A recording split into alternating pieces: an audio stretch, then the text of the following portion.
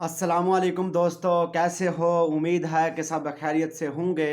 अल्लाह आप लोगों को ऐसे ही खुश रखे। इस कायनात को मेरे रब तबारक व ताला ने जब बनाया तो इस कायनात में रब तबारक व ताला ने एक कुरान एज ए हदायत के तौर पर लोगों पर भेजा।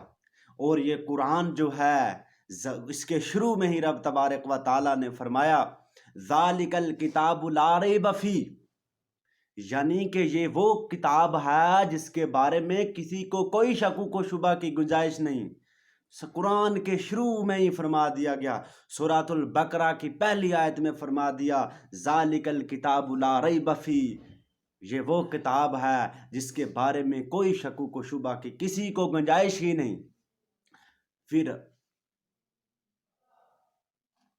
फिर सूरह यूसुफ में रब तबारक व ताला ने फरमाया, इन्ना अनज़लनाहु कुरआनन अरबिय्यन लअल्लकुम ताक़िलून, हमने कुरान को अरबी में नाजिल किया ताकि तुम समझ सको। ये कुरान एक ऐसी किताब है जो इंसान को जो है इंसानी ज़िंदगी को संवार देती है, जो इंसान की दुनिया और आखिरत को संवार देती है। ऐसी किताब है कुरान।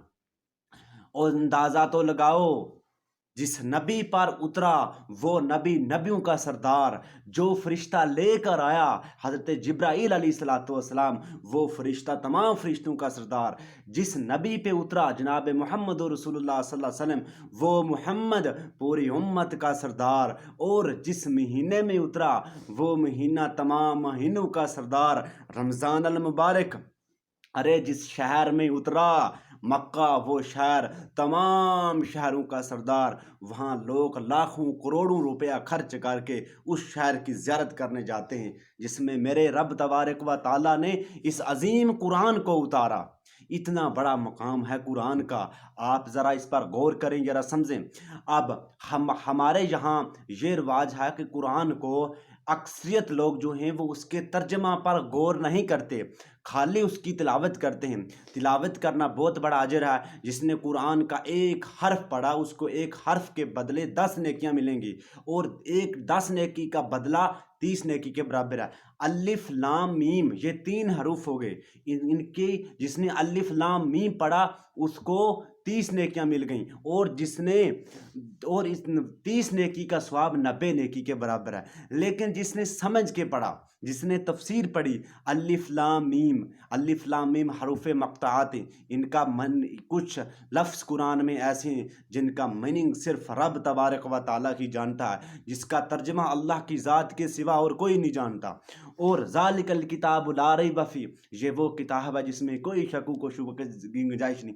कितना ईमान बनेगा एक इंसान के अंदर, कितना ईमान बनेगा कि मुझे कुरान कह क्या रहा है। जब कुरान आज की जनरेशन तर्जमे के साथ पढ़ेगी, कुरान एक डायरेक्शन बताएगा, कुरान हमें एक डायरेक्शन देगा कि आपने इस डायरेक्शन से चलना है, ये काम इधर से इधर करना है, ये काम ऐसे करना है, ये काम ऐसे करना है। लेकिन मतलब ये है कि कुरान को कोई समझ कर पढ़े तो सही, उस पर ज़रा गौर कर तो देखे। मेरा एक ज़ाती तजर्बा है, ये है कि जिस बंदे ने कुरान को समझ के उसकी तफसीर और तर्जमे के साथ पढ़ा, उसकी ज़िंदगी में सुकून आ जाता है। उसको पूरी ज़िंदगी का पता चल जाता है कि ज़िंदगी चीज़ क्या है, मैं क्यों ज़िंदगी में आया, अल्लाह की क्या क्या नियामतें हैं, अल्लाह का शुक्र करना चाहिए कि किस नबी के साथ क्या हुआ, किस नबी ने दुनिया में क्या किया। कुरान में एक एक चीज़ का जिक्र है। इसलिए मेरे दोस्तों, मेरे भाइयों, मेरे बहनों, मेरे बुज़ुर्गों, ये ज़िंदगी के लम्हा हम सब के लिए कीमती हैं।